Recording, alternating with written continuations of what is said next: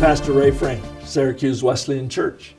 Today is Monday, March the 6th. Thank you for joining us online this morning. Do you remember singing this little song in Sunday school when you were a kid?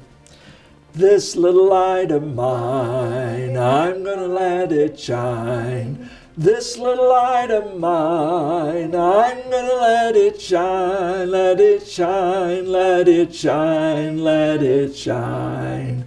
Hide it under a bushel, no, I'm gonna let it shine. Hide it under a bushel, no, I'm gonna let it shine, let it shine, let it shine, let it shine. Well, I hope you had the privilege of going to Sunday school and singing songs like that. And our Courage series of message at Syracuse Wesleyan Church, we're in the Sermon on the Mount. And we looked yesterday at what Jesus said in Matthew chapter 5. He said, "You are the light of the world. A town built on a hill cannot be hidden. Neither do people light a lamp and put it under a bowl.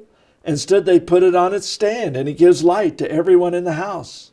In the same way, let your light shine before others, that they may see your good deeds and glorify your Father in heaven." Well, how do we let our lights shine? If that's our injunction. I remember a good friend of mine telling a story from his childhood. He grew up here in Kansas, and his idea of personal evangelism, he would get his little brother with him, and when they would go to town with their mom, they would want to stay in the car while she went in the store to get their stuff. And what they'd do is they'd roll down the windows and be looking out, and if they saw somebody walking down the street smoking, which to them was a great sin, they would yell out the windows, "Hey, anybody catching smoking is going to hell!" And then they would dive down to the floor between the seats and be giggling over how clever they were. Well, that's probably not a great way to testify or to let your light shine.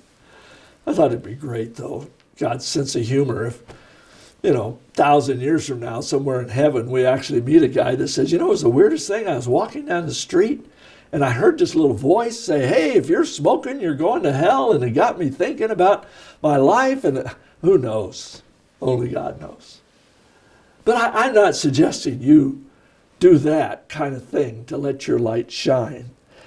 The reality of, though, is those that are closest to us don't really listen all that much to what we say, but they're watching what we do.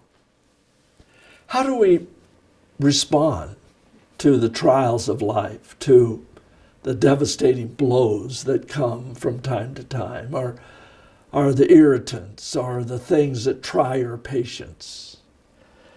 I think I've shared before one of the greatest testimonies I ever heard, a lady by the name of Ann, who lived next door to Carol. Carol had served the Lord for many years, been very active in the church. The heartbreaking part of Carol's story was that her husband became an alcoholic. And alcohol is a horrible destroyer, and it destroyed her home and her family, and I mean, it was just heartbreaking reality in her life. But one time during a Sunday evening service, and people began to share and to testify, and Carol stood up and shared how God had given her a peace, and God had given her a sense of His presence, even in the midst of all this turmoil going on in her world. And what intrigued me, her neighbor, Ann, stood up next to her. And Ann wasn't a Christian yet. And she said, and she just, I was surprised she had courage to say anything, but she stood up and she said, I don't know much about this, but I've watched my neighbor Carol, and I want whatever she has.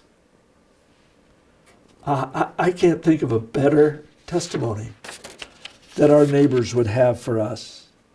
I think one of the things Jesus is telling us is that we're to be open and transparent to those around us about our walk with Jesus. He uses that illustration of putting our light on a stand for all to see or hiding it under a bowl. Well, the reality is, as you well know, if you lit a candle and set it under a bowl, pretty soon the light's going to go out.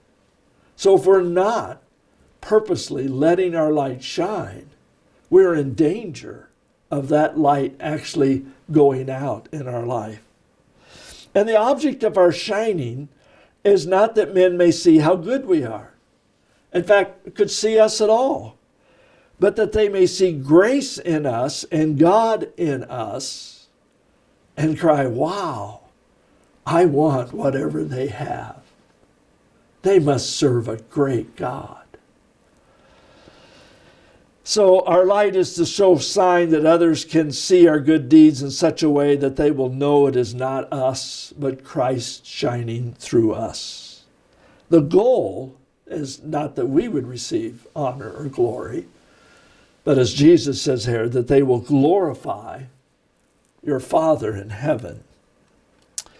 So lift high your torches into the very face of darkness, and let men see that the God, the Father, is still in the midst of his people. God is calling us to be missionaries in places where we live and work, at home, at school, and on the job. Are you letting your little light shine this week? I pray it'll be so. God bless you.